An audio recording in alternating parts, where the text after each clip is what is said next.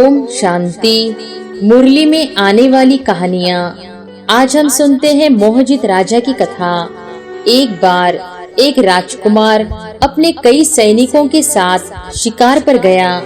वह बहुत अच्छा शिकारी था। शिकार के पीछे वह इतना दूर निकल गया कि सारे सिपाही पीछे छूट गए। अकेले पड़ने का एहसास होते ही वह रुक गया। उसे प्यास भी लग रही थी। उसे पास में ही एक कुटिया दिखाई दी। वहाँ एक संत ध्यान मग्न बैठे हुए थे।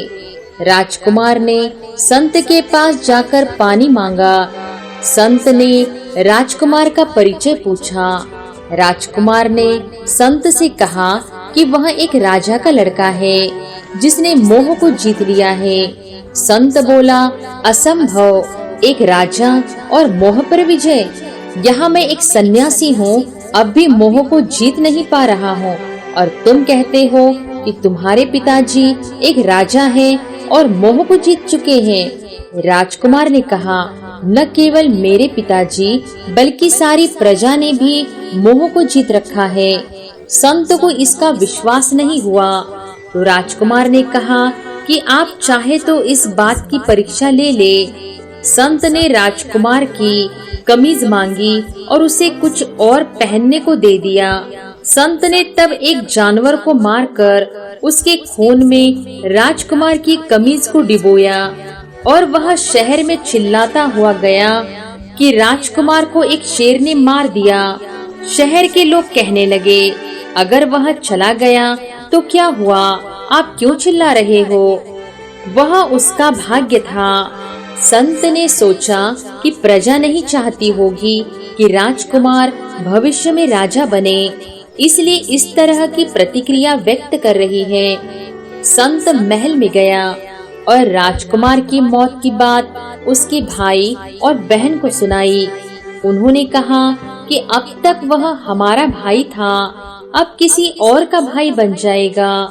कोई हमेशा के लिए तो साथ नहीं रह सकता, इसलिए रोने और चिल्लाने की आवश्यकता ही नहीं है। संत को लगा कि बहन को दूसरा भाई अधिक पसंद है और भाई खुश है कि उसे अब राज्य मिलेगा, इसलिए दोनों ने ऐसी प्रतिक्रिया व्यक्त की।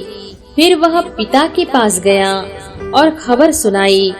पिता बोले, आत्मा तो अमर और अविनाशी है, इसलिए चिल्लाने की कोई जरूरत ही नहीं है।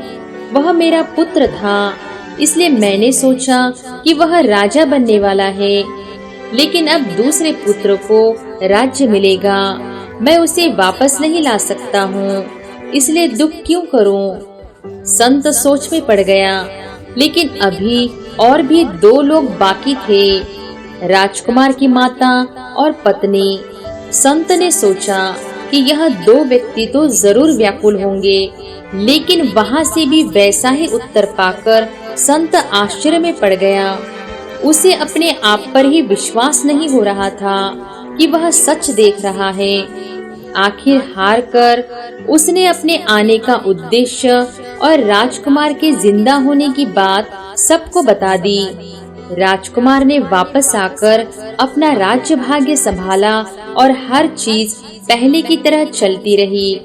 तो इस कहानी का आध्यात्मिक भाव है, मोह 5 विकारों में से एक है। वह हमारी शांति को छीन लेता है, परखने की शक्ति को खत्म कर देता है। मोह सच्चाई को खत्म करता है। जिसमें मोह है उसमें बुद्धिमानी नहीं हो सकती।